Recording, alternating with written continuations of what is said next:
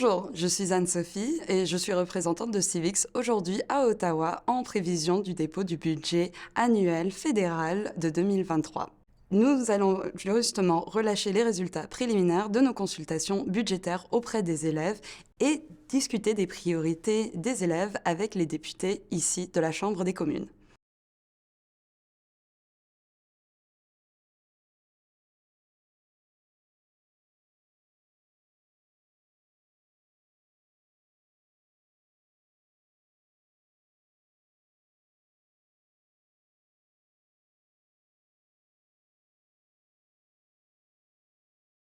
Évidemment, l'accès au logement, c'est un enjeu qui ne date pas de, surtout quand on parle du logement abordable, c'est un enjeu qui ne date pas de hier, ça date quand même de plusieurs années. On a mis un fonds de 40 milliards de dollars sur 10 ans pour aider que ce soit les municipalités ou les organismes à but non lucratif bâtir plus de logements.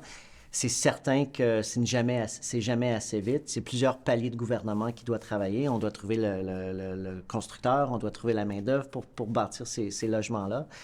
Mais aussi quand on parle d'accès justement au logement et qu'il soit quand même un prix raisonnable, il y a d'autres moyens fiscaux qu'on a mis en place aussi. Donc aujourd'hui, là, il y a un nouveau programme pour les jeunes ou pour les gens qui veulent acheter leur première maison, un fonds, et on n'a pas besoin de rembourser cet argent-là. Donc contrairement au REER, donc c'est plus attrayant pour les jeunes d'épargner pour une mise de fonds.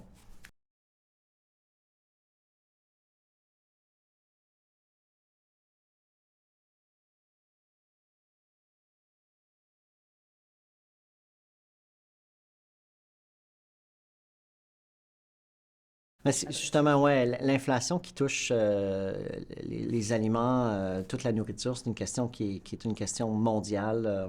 On fait face à, certains pays font face à l'inflation qui est encore plus importante qu'au Canada. Ça empêche de dire qu'au Canada, on a quand même un très bon système, je pense à la gestion de l'œuf qui protège le lait, les œufs et les poules.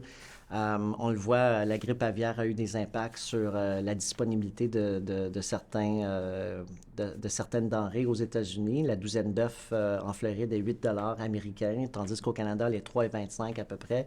Donc, on est quand même en bonne position, mais il y a quand même des familles qui ont de la misère. Donc, évidemment, les banques alimentaires jouent un rôle important. Comment est-ce qu'on peut donner des incitatifs à des organismes à but non lucratif, souvent qui font des jardins, justement, parce que l'accès, c'est pas juste seulement l'accès à des aliments, mais c'est l'accès à des aliments, de la nourriture qui est bon pour la santé. Parce qu'on le sait souvent, quand l'inflation augmente, on tend à aller vers des aliments qui ne sont pas nécessairement bons pour la santé à cause du coût. Donc, c'est de travailler avec ces organismes-là parce qu'il y en a plusieurs qui ont des jardins communautaires et il y a des fonds disponibles justement pour les aider à bâtir ces choses-là.